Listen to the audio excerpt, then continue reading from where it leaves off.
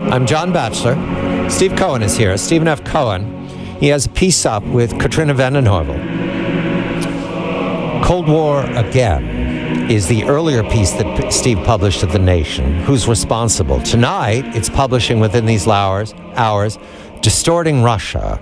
This is about the absence of Cold War and it's called Cold War Without Debate.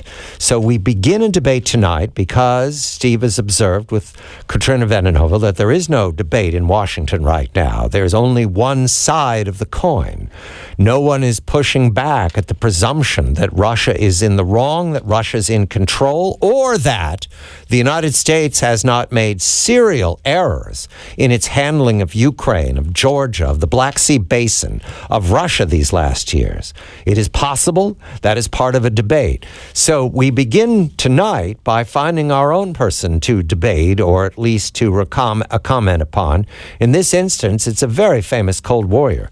His name is Zbigniew Brzezinski. He served as the National Security Advisor for the Carter administration, has been much in the news ever since. And Steve, I begin first of all asking you to characterize Mr. Brzezinski's role back then during the worst of the Cold War in the 1980s and since then. How is he regarded? An old Cold Warrior who won with heads on the wall, or is he regarded as a person who looks for rapprochement?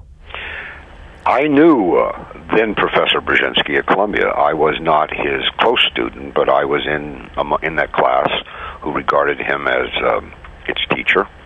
He gave me my first advancement at Columbia, so I have some affection for him. I'm not close to him. I rarely see him anymore. The Brzezinski who is speaking today is the Brzezinski we knew back then. He was a Cold Warrior of the highest intellectual caliber.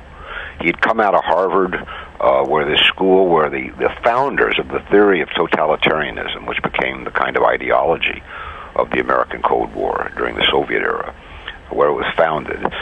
He was young. He was charismatic in his own way. He was really smart. He had this European background, but he was thoroughly Americanized. Then he gravitated toward being a Washington advisor, and eventually he became the national security advisor of President Carter, which is rather interesting because Carter was a moderate Democrat and Brzezinski's friends had been mainly toward harder-line Republicans. But when he left the White House, Brzezinski, he emerged as a retired statesman, and I think along with Scowcroft, Kissinger, Brzezinski was considered one of the wise, kind of gray-haired elder statesmen of America. What he's been saying in recent days is a reversion, I think, to the earlier Brzezinski, the firebrand of Cold War. I don't know why he's done it. We could guess. But he is an extremely important figure for the Cold Warriors in America, but also for the Cold Warriors, in Europe, and particularly in his homeland of Poland. Right. I don't believe in political guilt by association, but it is a fact that Poland has been leading the charge, the march on Ukraine. Poland is the country that's been demanding American troops move into Eastern Europe, even into Poland, to protect against Russia. And it's almost as though Brzezinski, or as big as he's known, has rallied to some historical mandate he remembers from the past. Let's begin with his words, Stephen. You can comment. This is a debate with Professor Stephen F. Cohen and a colleague, Zbigniew Brzezinski. You can go to your Wall Street Journal site right now because Jawed Saib has a piece up. This is from this evening. It was posted within these last hours. Mr. Brzezinski says, what is at stake at Ukraine is a secure and open Europe. The alternative is, quote, some sort of Russian imperial enterprise next door based largely on force and as a result, probably quite unstable. So the stakes are really enormous. Comment, Professor?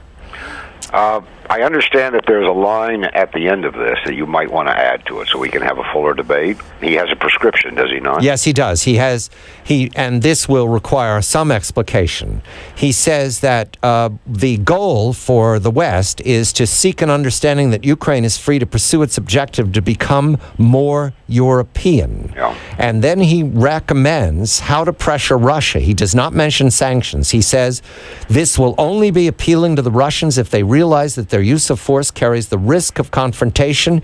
Here, I think it is important for the Ukrainians to recognize that they have to be willing to fight for what they want.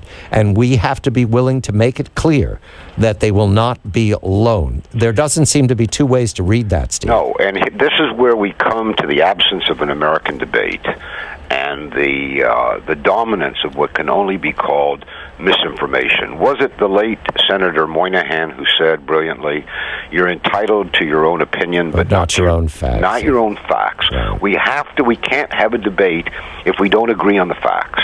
Then we debate what they mean and what to do about them. Brzezinski is perpetuating here an exceedingly misleading, reckless myth that there is the Ukraine. I believe he says something like, the Ukrainian people or the Ukrainian nation want to be European. Factually, they do not. There are 45 million Ukrainians. We've had this discussion repeatedly, John, and there's scarcely an expert in America who would deny this generalization. Ukraine is profoundly divided as a society, as a people, by history, politics, ethnicity, marriage, linguistics, religion, economics. One half approximately of those 45 million think they would be better off with Europe. One half thinks they would be better off either with Russia or not without Russia. So Brzezinski, in calling upon 45 million Ukrainians to join Europe on the grounds they want to, is perpetuating something between a myth and a falsehood. And then when he says that they will have to fight for this, fight means go to war. Yep. He's saying that 45 million Ukrainians should take up arms against Russia, but only half of them will, metaphorically speaking. The other half will take up arms against the other half. So he is calling for, whether he knows it or not, a civil war, the worst possible outcome.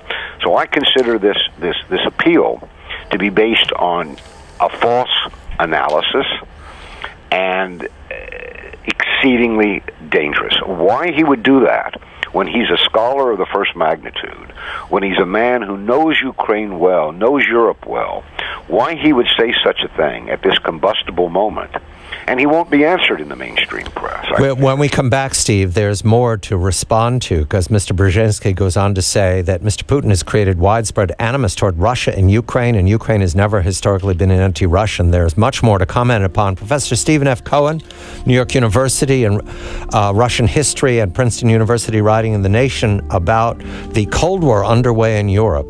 I'm John Batchelor. This is The John Batchelor Show.